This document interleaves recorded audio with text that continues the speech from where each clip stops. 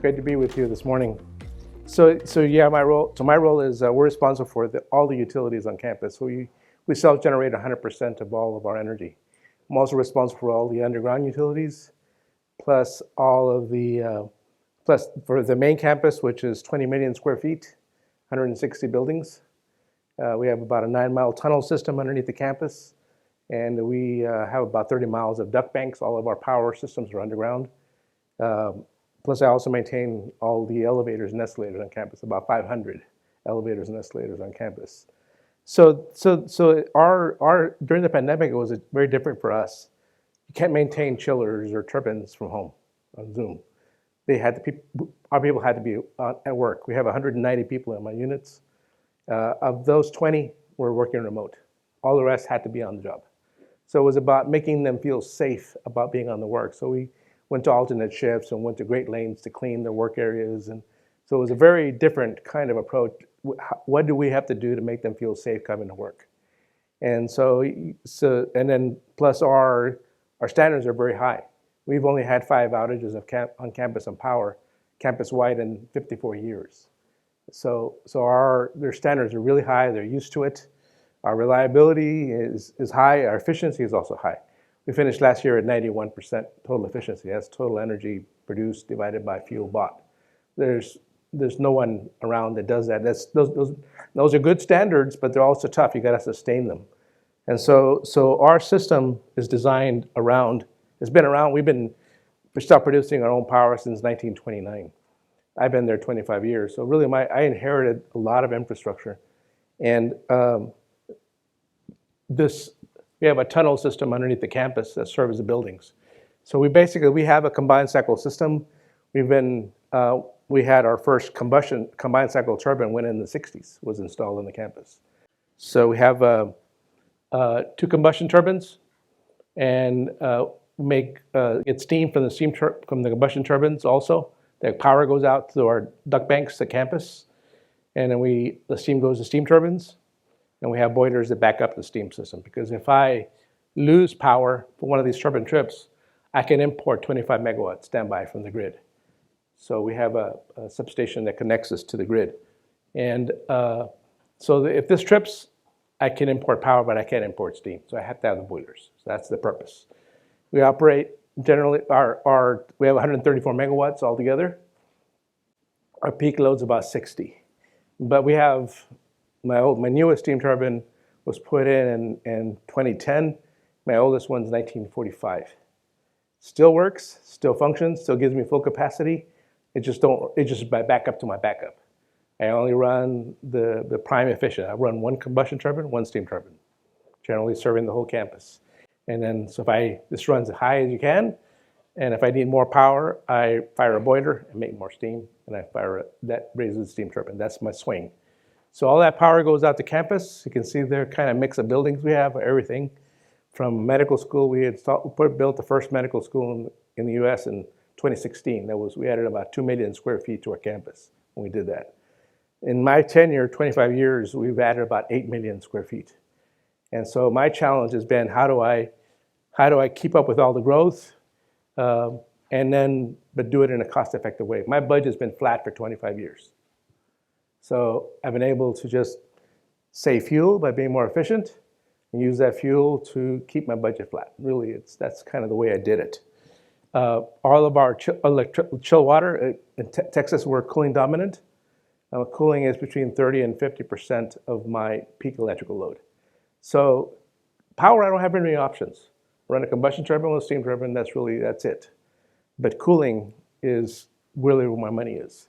And chillers are building a new chilling plant, it's hard to pay it back with efficiency. It doesn't costs a lot of money, you don't get the payback for a very long time. So in operations, this is how we do it. So we have 18 chillers, we have 5 plants on campus, we have 2 thermal storage tanks, total of 80,000 ton hours in tanks, make chill water at night, run the tanks. And then we also have a heating hot water system that, when we built the medical school, there were no tunnels. So we had to go direct buried, and I did not want to put steam in tunnels, in direct buried. So we have a heat pump system and boiler and backup that serves the medical school primarily. So this is kind of in a really quick way kind of showing you how our system is configured. But the real key to it is really how we operate. We have a microgrid controller that really controls electricity, steam, chill water, and the hot water. Basically, always net zero. We don't produce more than we need. We don't produce less than we need. We always produce only what we need. And we operate net zero to the grid. We have 4 transformers in the substation that connects us standby. But basically, we don't buy any power. We don't take any power. But if I trip, I can import up to 25 megawatts instantaneously. I can do it in 4/60th of a second. No one even knows. You don't even see a brownout on campus. So then our generation, so that's producing our power and cooling. That goes, and then that's backed up by the boilers. And now that goes to campus. All the steam that's produced that goes to campus, primarily all the high pressure steam in the plant goes to steam turbines. They get the highest efficiency. But then we extract from the steam turbines and we send that to campus. That's what goes out. So we've already gotten power out of it. Now I'm also getting more heating and hot water out of it. So that's part of our efficiency. Then all of our plants are electric. And then we also do inlet air cooling. So a combustion turbine, if it's 100 degrees outside and it's 45 megawatt turbine, it only gives you 36 megawatts. But if I can cool it to 58 degrees, I get 45 megawatts. So I use my cooling system to cool it down, and I get full capacity in the summer when I need it the most. So it's also more efficient power. I get 1 megawatt penalty of power to cool it. I get 5 megawatts free. So it's a win, big win for us. Very quick payback. And then thermal storage is how we make our chill water at night. And so what we're doing now is we're actually using, I heard the discussion about I'm a boomer. Obviously, I was born in the 50s. But then I really started going to college in the 70s, and I really started working in the 70s and 80s. So I've had to evolve, and there was no internet. First calculator didn't come out until I was a sophomore in college. So it was slide rules. And so now I've had to evolve. And so now I'm living in the world where we're working using neural networks to control our system. So we use weather prediction to decide, okay, how can I meet that load of power, but by dispatching my cooling in the way that I always make it. And we've been able to, that's how last year we finished the year at 91%. That's why we were able to do that, because we were able to really adjust ourselves down. And so then all these things have to work together, and you serve the campus. Well, that's a lot of stuff. All this interconnection, the networking, the technicians, the training that's required to be able to maintain it's not a simple thing to do. But none of it is rocket science. All of it is off-the-shelf stuff that you can do. It's a matter of how you do it, actually just starting to do it. So I have a little thing before I get into this part here, is to kind of give you a perspective of what happened in Texas. I wrote it down because I didn't want to miss this. So over 200 people died and millions without power.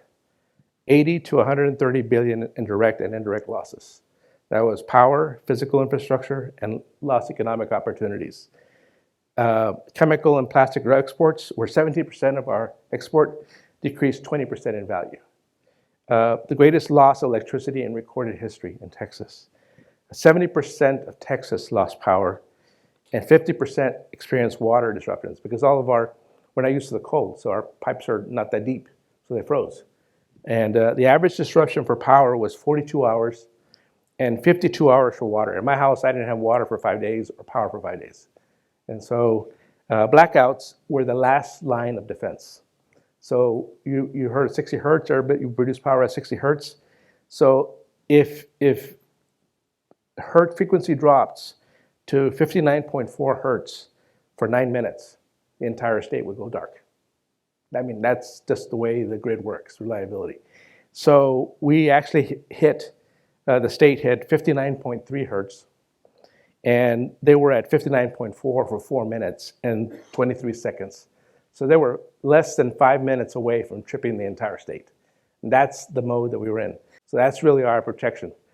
But things were happening so fast. And so anyway, so this is I took data right directly from ERCOT, which is the Electrical Reliability Council of Texas. So I just plotted, this is their interval generation. So this, the purple line here is wind. The green line is solar. The purple line is nuclear. Combined cycle is the orange line. And this is gas, and this is coal. So I have this arrow here because I want to show you that I heard a discussion today about they're working on electrifying the campus. That's actually, I'd be concerned about that. So one of the things that happened to Texas, north part of Texas, is mostly electrified. In other words, they use electric heat to heat the house. So let me put it in perspective. So think about this. You have 100 degrees outside and you're trying to cool it to 70. That's 70 degrees. So you're going from 0 degrees outside to 70 degree in-house. Now you're 70 degrees you're trying to make up. It takes a lot more energy to heat your house than it takes it to cool it. So that was what happened. So they had this huge hit of power demand, and so this is what happened to Texas. So here, when you lose wind, it has to be made up by combined cycle. That's what that's showing you. And you look at every one of these dips, it happens because wind or solar dropped off, the combined cycle has to pick it up. So the freeze really started around the end of January. And so you can see what happened there. This is wind, tanked. And the purple line is solar. Obviously, it wouldn't exist either.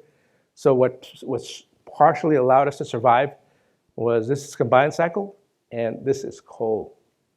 So that's what allowed us to survive. So this is what happened to us on campus. So this is how we responded.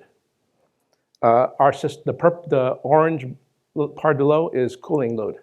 Like I said, big cooling load is 30. You wouldn't think cooling is important in the winter, but we send chill water through our coils. If the water stops flowing, they freeze. You lose that system in the building. So water had to keep flowing. So we were able to go from 15,000 tons down to like about 4,000 tons. We were running the whole campus on one chiller, kept the water flowing. The orange line is power. We went from like 25 megawatts. The lowest we could take it was like 18 because of the equipment I had online. If I went any lower than that, I would have tripped the equipment. So I didn't want to trip it. And the black line is steam. So normally our load in the winter is 200,000 pounds an hour. We had 350,000 pounds an hour. We had a historical high. So everything went to heating to heat the buildings. So during the freeze, we had damage in about 30 buildings, but it was not that large. We didn't shut down the entire campus. And so we were able to, so there was also the pressure was the gas company. I was worried they were going to curtail us. I have non-interruptible gas. I have 2 separate high-pressure gas mains that come into us. But I was afraid they were going to cut me because they needed it. And so they kept saying, lower your load, lower your load. So we lowered our load. And we just basically put it where we needed it to go. And they were happy with the fact that we were able to respond to that. The other big issue was water. So we used, to make any energy, you need water in your cooling towers. It's how you do it in a power plant, or you're doing cooling, you got to get rid of that heat. And that's how you do it. And well, water became a big issue. We dropped down to 20 PSI. Normally it's 100. And so when it got to 20, we were within probably 5 minutes of tripping our cooling plants. And it would have caused a heck of a lot more damage in the building. So yeah, so we had fortunately at that time, we were running around the campus trying to plug all the leaks, shut off the buildings that had to have leaks, and we got it stabilized, and we didn't have to cut the plants. We were getting ready to shift water from one cooling tower to another cooling tower. We had another plan, but that's kind of what hit us. And so this was very, very challenging. So this is to give you a perspective. This is what a normal year looks like. This is the cooling. Here's the steam load, and here's the power load. This is the same period, exact same period I picked from the prior year. So this is what normal year is for us. So how do we survive? How did we do it? So in 2011 there was a major freeze in Texas, and when that happened, we did have damage to one of our combustion turbines. It was instrument system, so it tripped it. So we instrumented the heck out of everything. we insulated it. The instrument line insulation, heat tracing on the critical systems, and we also unfortunately, we ran our most reliable equipment during this freeze, so that helped us. But we have a lot of, so our system is very, very complex. So our system is basically, we use paranoia to design our controls. So you want to apply paranoia in your design, but you don't want to be paranoid in your operation. So there's two different things, right? So you build the paranoia into your system, and you keep it running. You have to train all your people to be able to do this. I mean, if you look up on the upper right-hand side here, I have a kind of a chart, a culture of high performance. That's what it takes to run a system like this. I'm not going to talk about everything, but I just want to do a couple of things here. One is organizing for success. We have multiple layers of operators, for example. And we have a test-based training program that we've developed. So you can you get hired in as a 1, and you become a 3, and your salary significantly increases with time. We have a philosophy that if there's any promotion, we don't advertise outside. We give our existing employees the opportunity first. And the training program, this training program is mandatory and it's test-based.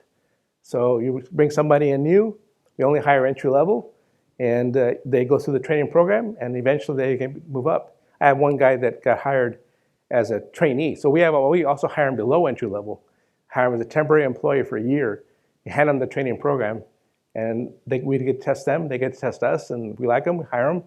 Out of 20 people we've done that way, we've hired probably 15. And one of those guys is now a supervisor. So those are perfect examples of what you can do. You're kind of controlling your own destiny by having a system like this. So that's part of it. You can see training and safety is part of it.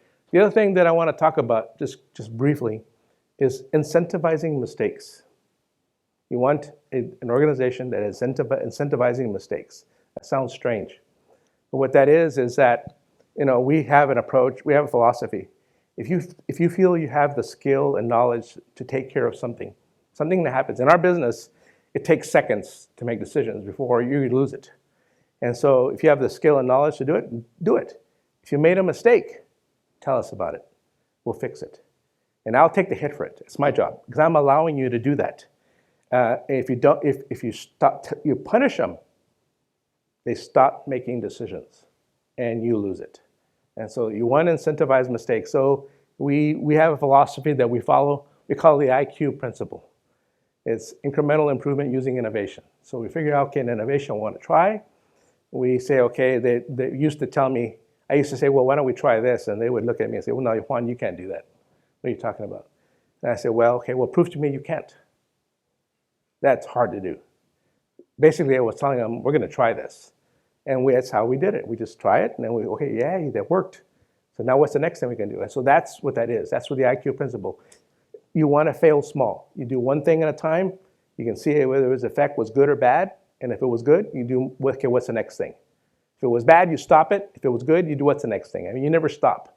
And you're continually doing this. So that's, and then teaming with partners is we're talking to our vendor partners, and I consider we have a lot of innovation that we put in our system. People that, what we do is we work with them to improve their product. If they improve their product, it improves my operation. It means they're going to be there for the long haul. It means I'm going to be there for the long haul. So it's a relationship that you have to develop. So that's really, really important. So we have all these contingencies that I've kind of described. And so I asked one of my operators, how do we do? He was here during the freeze. So one of the things that happened is our operators refused to go home. They worked 90 hours straight. They slept on the floor. They would not go home. This was their system. So that's the culture. You cannot force people to do that. They have to want to do that. So I'm really proud of that because they believe in it and they have a purpose. They understand what that purpose is. And so optimization of our cooling was really critical.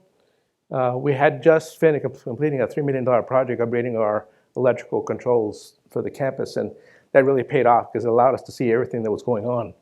And we also have if you have a steam turbine running at 25 megawatts and it trips, now you have 400,000 pounds of steam you have too much of. So we have a way to dissipate that heat and not have any problems with the campus. They don't hear it. They don't even know what happened. We call it a quench vessel. I'll take a whole nother discussion to explain that. But our controller did its job.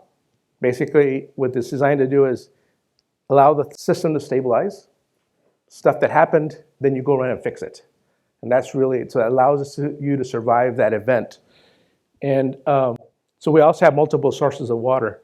So we condensate from cooling. Whenever you cool air, you extract humidity. Well, we don't, most people dump it. We don't.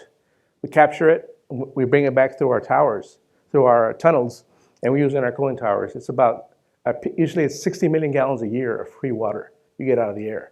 So that's the free water that's there. We also have reclaimed water that we purchase from the city. So all those things allowed us to basically survive it. But really the key thing was people. I mean, people, they left their families at home and came to work to fix it, this stuff, and keep it running. And they refused to go home. So that's really the culture of high performance. They believed in it. They bought into it. And so that's what allowed us to succeed.